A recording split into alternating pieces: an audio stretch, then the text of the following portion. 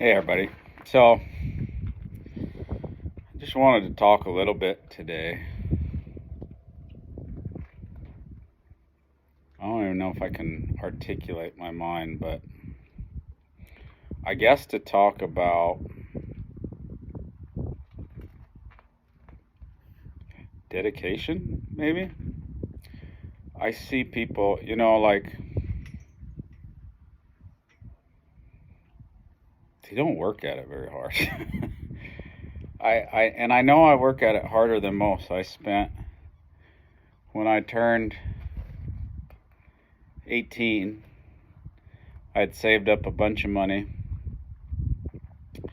and I followed Buck Brannaman for about 9 months on and off. I had to come back for a couple weeks to get a job and make some more money to go with him, but fuel my own car, clinic after clinic.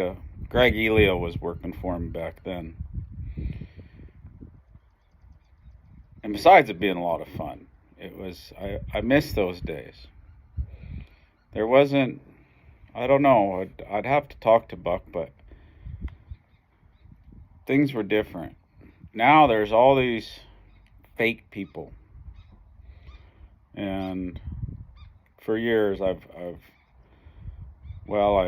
went back a couple other times. When I was 14, I spent a few weeks with him, and after 19, I'd go see him every chance I got, and kept applying, got a job once, and then wound up not getting to go to that job, but then eventually went back and worked for him for several years.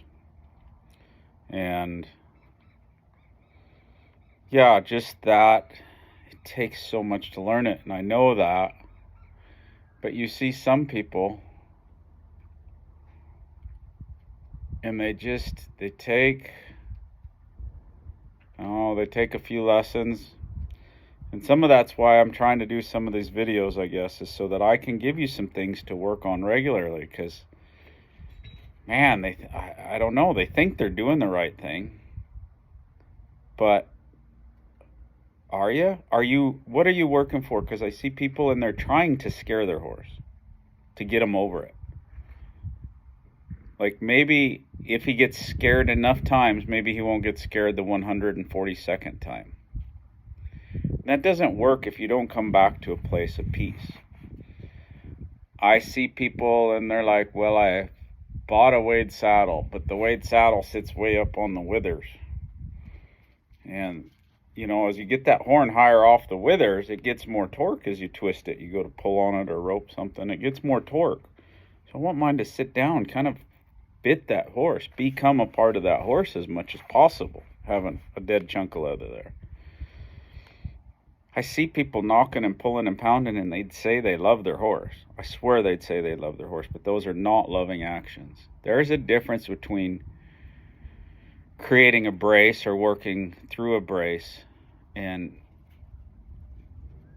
traumatizing a horse.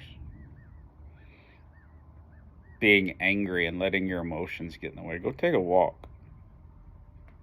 Go drink coffee or something, but take a break. There's no point of revenge for a horse. It's always got to have some out, some lightness. I see people and they want to use shank bits and call it horsemanship, or Tom Dorrance style horsemanship, and they are using a shank type snaffle. It's not a snaffle, it's a shank snaffle. Either ride them in a bridle or ride them in a snaffle, but don't do the in between. But ask your horse to. But if you just, it was really easy for me.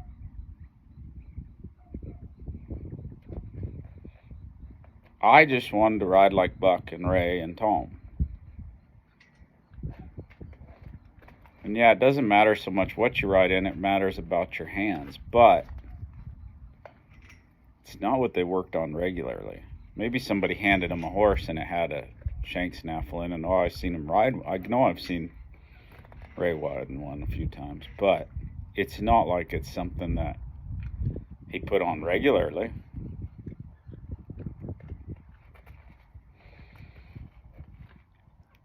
And where are you getting your information from? See a lot of guys talk, they've never even been around them, never worked for them, never hung out with them, never went and helped them. But oh yeah, me and so-and-so. Anyways, if you're going to do the horsemanship,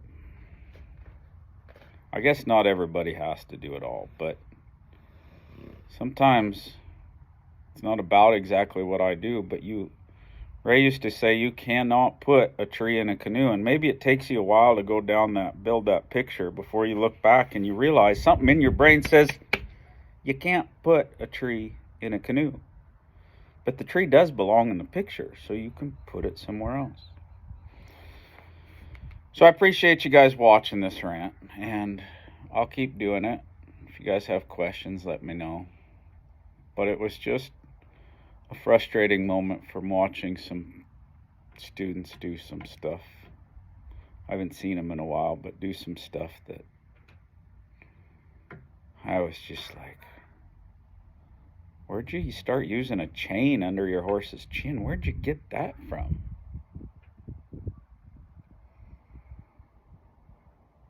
Who'd you ever see riding that? What are the great hands riding in? What are the great horsemen in? And there's a difference between a great hand and a horseman. Horseman's putting the horse first. What does the horse say?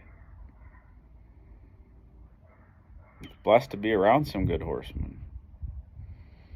And I may not amount to nothing, but I am working at it. And I'll continue to work at it. And I hope you do too. Happy trails. Enjoy the journey.